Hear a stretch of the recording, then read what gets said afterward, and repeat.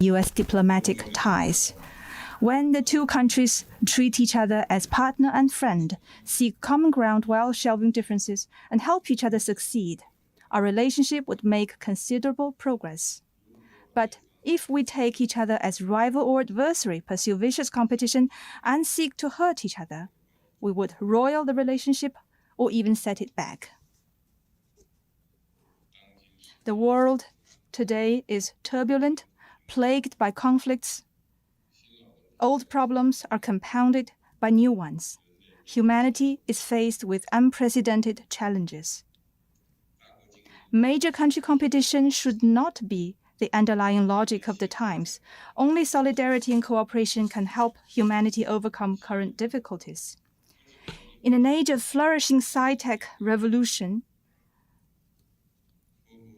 neither decoupling nor supply chain disruption is the solution.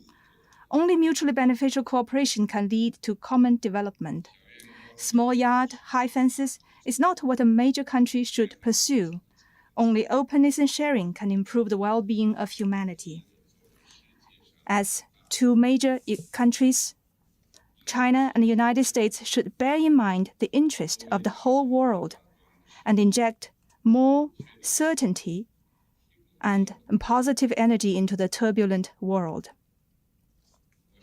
It is my consistent belief that as the world's most important bilateral relationship, a stable China-US relationship is critical not only to the interests of the Chinese and American peoples, but also to the future and destiny of the entire humanity. The two countries should bear in mind the well-being of the two peoples and the common interests of the international community. Make the wise choice. Keep exploring the right way for two major countries to get along well with each other and realize the long-term peaceful coexistence of China and the United States on this planet. The United States has recently concluded its elections.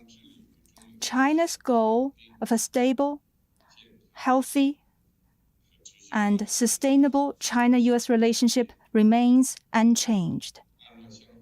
Our commitment to mutual respect, peaceful coexistence, and win-win cooperation as principles for handling China-US relations remains unchanged. Our position of resolutely safeguarding China's sovereignty, security, and development interests remains unchanged.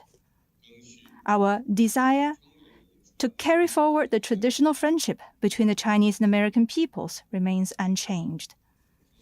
China is ready to work with the new U.S. administration to maintain communication, expand cooperation, and manage differences, so as to strive for a steady transition of the China-US relationship for the benefit of the two peoples.